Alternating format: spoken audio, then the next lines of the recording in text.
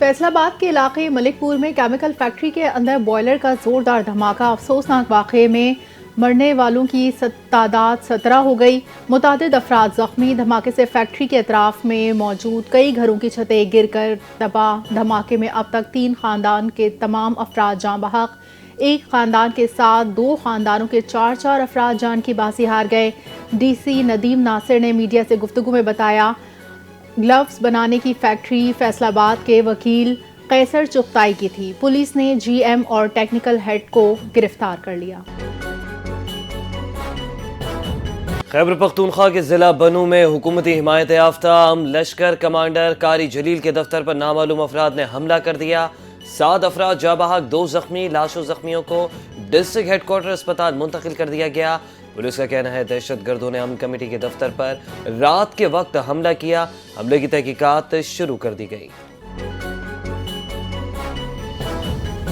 پاکستان اور سلووینیا کے درمیان 2 طرفہ سیاسی مشاورت پر مفاہمت نامے پر دستخط۔ نائب وزیر اعظم اسحاق ڈار کی جمہوریہ سلووینیا کی نائب وزیر اعظم تنجا فاجون سے ملاقات۔ 2 طرفہ تعلقات یورپین یونین کے وسیع تر فریم ورک کے اندر تعاون بڑھانے پر تبادلہ خیال۔ فریقین کا تجارتی و اقتصادی تعاون اور علاقائی عالمی سلامتی پر زور۔ دونوں رہنماؤں کا امن و استحکام کے فروغ کے لیے مشترکہ کام کرنے کے عزم کا اظہار۔ وزیر اعلیٰ پنجاب مریم نواز نے فلپائنی سرمایہ کاروں کو پنجاب میں سرمایہ کاری کی دعوت دے دی۔ مریم نواز سے فلپائن کی سفیر ڈاکٹر ایمینیول اور فرینڈز کی ملاقات ہوئی۔ 2 طرفہ تعلقات، سرمایہ کاری، موسمیاتی تبدیلی، دفاعی تعاون، مزید عوامی روابط پر تبادلہ خیال۔ مریم نواز نے کہا، پنجاب ملک کی معیشت کی ریڑھ کی ہڈی ہے، وسیع سرمایہ کاری کے مواقع موجود ہیں۔ دونوں ممالک کا اقتصادی، دفاعی، ثقافتی شعبوں میں تعاون بڑھانے پر اتفاق۔ مریم نواز نے فلپائن میں زلزلے، طوفان سے انسانی جانوں کے ضیاع پر تعزیت بھی کی۔ لاہور ہائی کورٹ نے 27ویں آئینی ترمیم کے خلاف درخواستوں کی سماعت کے لیے فل بینچ تشکیل دے دیا۔ جسٹس چودھری محمد اقبال نے 27ویں آئینی ترمیم 2025 کے خلاف دائر درخواستوں پر سماعت کی۔ عدالت نے درخواستوں کو سماعت کے لیے 3 رکنی فل بینچ کو بھجوا دیا۔ عدالت نے ایڈوکیٹ محمد شاہد رانا، حسن لطیف چودھری کی درخواستوں پر سماعت کی۔ درخواست میں مقدمات کی آئینی عدالت منتقلی کو کالعدم اور 27ویں آئینی ترمیم کو غیر آئینی قرار دینے کا مطالبہ۔ وزیر اعلیٰ خیبر پختونخوا سہیل آفریدی نے بانی پی ٹی آئی سے اڈیالہ جیل میں ملاقات نہ کروانے پر وزیر اعلیٰ پنجاب مریم نواز کو باضابطہ خط لکھ دیا۔ عدالتی احکامات کی خلاف ورزی پر شدید تحفظات کا اظہار۔ سہیل آفریدی نے خط میں بانی پی ٹی آئی کی بہنوں کو ملاقات سے روکنا غیر انسانی، غیر قانونی قرار دیا۔ پنجاب حکومت سے بدسلوکی کرنے والے اہلکاروں کے خلاف کارروائی کا مطالبہ۔ کہا کہ اڈیالہ جیل میں بانی پی ٹی آئی کے ساتھ ملاقاتوں کے لیے باوقار اور قانونی نظام قائم کیا جائے۔ جمعیت علماء اسلام اور نیشنل پارٹی کے 11 رہنماؤں نے پیپلز پارٹی میں شمولیت اختیار کی۔ وزیر اعلیٰ بلوچستان سے آغا شکیل احمد درانی کی قیادت میں خضدار سے تعلق رکھنے والے قبائلی عمائدین کی ملاقات۔ میر سرفراز بگٹی نے پاکستان پیپلز پارٹی میں شامل ہونے والی تمام شخصیات کو مبارکباد دی۔ کہا، پارٹی میں باصلاحیت شخصیات کی شمولیت بلوچستان کی سیاسی فضا میں مثبت تبدیلی کی عکاسی کرتی ہے۔ نئے شامل ہونے والے عمائدین کی شمولیت سے پاکستان پیپلز پارٹی مزید فعال اور منظم ہوگی۔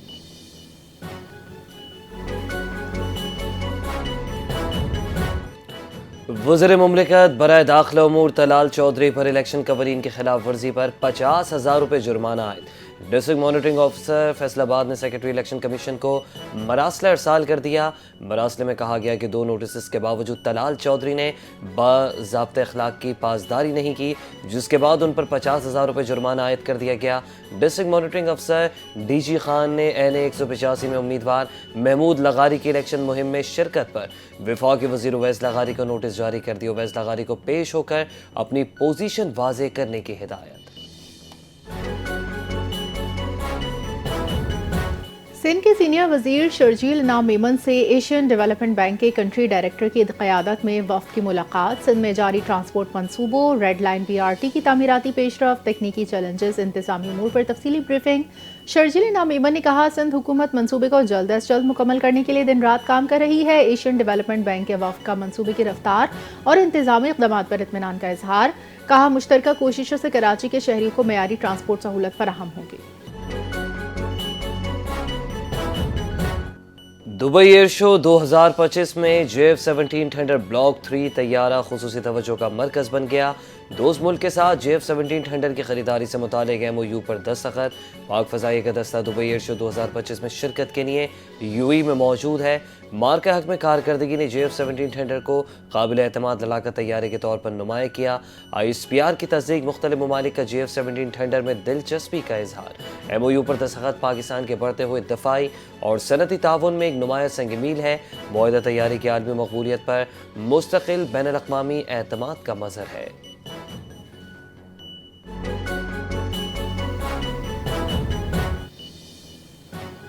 دبئی میں بھارتی فضائیہ کے اہلکاروں کا پاکستانی پویلین کا دورہ. پاکستانی پائلٹس نے چائے کی پیشکش کر کے ابھینندن کی یاد دلا دی. بھارتی فضائیہ کے اہلکار بھی Pakistan air force JF-17 tender کے فین نکلے.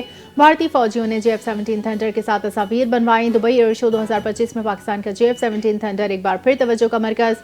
مارکہ حق میں شاندار کامیابی کے بعد دنیا بھر میں پاک فضائیہ کی دھوم. بھارتی فضائیہ کے اہلکار بھی پاک فضائیہ سے متاثر ہو گئے.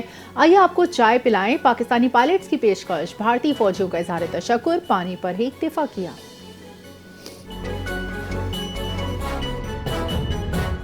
Chairman joint chiefs of staff committee general Sahir Shamshad Mirza کا نیول ہیڈ کوارٹرز کا الوداعی دورہ. جنرل ساحر شمشاد مرزا نے chief of the naval staff admiral Naveed Ashraf سے ملاقات کی. سمندری حدود کے تحفظ کے لیے پاک نیوی کی جنگی صلاحیتوں کی تعریف. نیول چیف نے تینوں مسلح افواج کے روابط مضبوط بنانے کے لیے جنرل ساحر شمشاد مرزا کے کردار کو سراہا. نیول ہیڈ کوارٹرز آمد پر chairman joint chiefs of staff committee کو سلامی بھی دی گئی. نیول افسران سے 1-to-1 ملاقات مصافحہ بھی کی. وزیر اعلیٰ سندھ سید مراد علی شاہ کا ایکسلریٹڈ ڈیجیٹل لرننگ پروگرام کی تقریب سے خطاب. کہا پروگرام کا موضوع ہے کہ مل کر ترقی کی جانب بڑھیں. سندھ کو متحرک کریں. ہمیں اسکول سے باہر ہر بچے کو ڈیجیٹل مائکرو اسکول میں شامل کرنا ہے. سندھ میں ایکسلریٹڈ ڈیجیٹل لرننگ پروگرام اگست 2023 میں شروع کیا گیا. EDLP کا مقصد دور دراز علاقوں میں معیاری تعلیم کی مساوی رسائی یقینی بنانا ہے. ڈیجیٹل مائکرو اسکولز اور گیم بیسڈ لرننگ سے بچوں کو تیز رفتار تعلیم دی جا رہی ہے.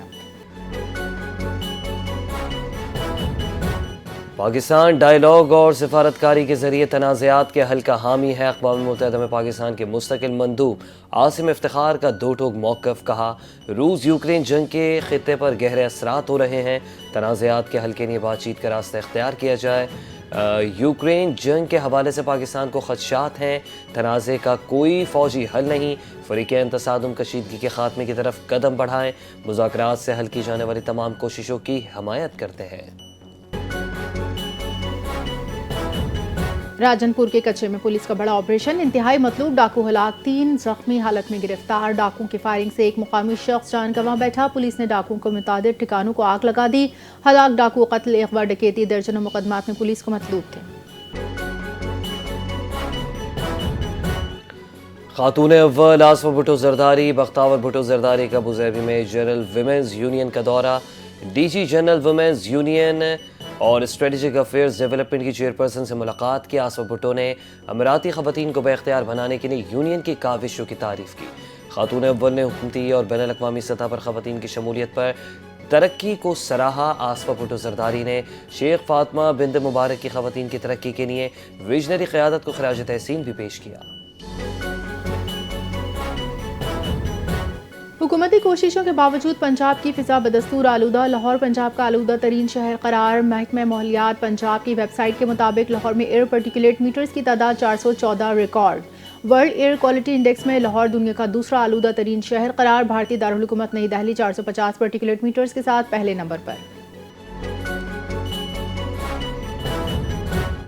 امریکی عدالت نے ٹرمپ انتظامیہ کو واشنگٹن DC میں فوج کی تعیناتی سے روک دیا. جج نے اپنے فیصلے میں کہا صدر محض کسی بھی وجہ سے فوج تعینات نہیں کر سکتے.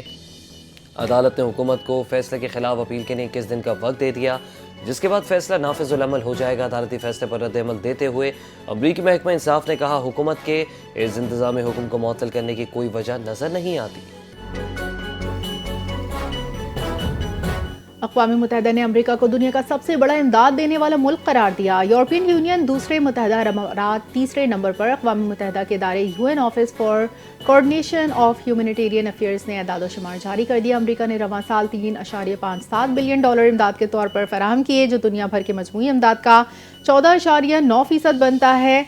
यूएई ने इंसानी इमदाद के तौर पर $1.46 बिलियन फराहम किए, जो अक़वाम मुत्तहिदा के रिकॉर्ड के मुताबिक दुनिया भर की मजमूई इमदाद का 7.1% बनता है।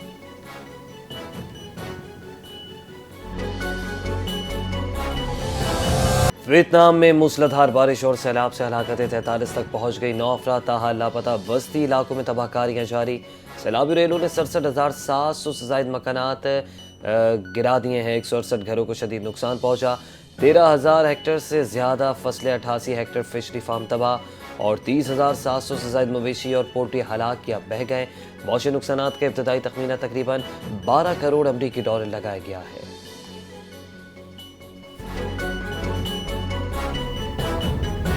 सैमुल की T20 सीरीज के दूसरे मैच में जिम्बाब्वे ने श्रीलंका को 67 रन से बासानी शिकस्त दे दी। रावलपिंडी में खेले गए मैच में जिम्बाब्वे ने मुकर्ररा 20 ओवर्स में 8 विकेटों के नुकसान पर 162 रन स्कोर किए।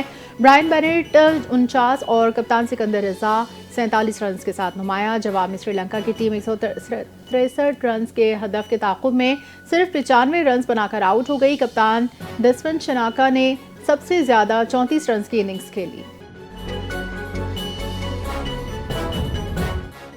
पीसीबी ने पाकिस्तान सुपर लीग में तौसीक का हम संग बिल अबूर कर लिया। नई फ्रेंचाइजेस के लिए फैसलाबाद, रावलपिंडी, हैदराबाद, सियालकोट, मुजफ्फराबाद और गिलगित शॉर्टलिस्ट।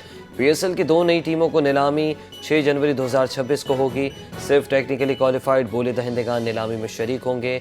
सीईओ पीएसएल का कहना है कि पीएसएल आलमी सतह की T20 लीग के तौर पर तरक्की कर रही है। डियाना मौत के 28 साल बाद पेरिस के अजायब घर की जीनत बन गई। जहानी शहजादी का मोमी मुजस्मा रिवेंज ड्रेस में नुमाइश के लिए पेश। इंतजामिया का कहना है 1996 में मुजस्मा साजी की मंसूबाबंदी लेडी डियाना की वफात पर रुक गई। लेडी डियाना और शहजादा चार्ल्स की 1981 की शादी को सदी की सबसे बड़ी शादी कहा जाता है।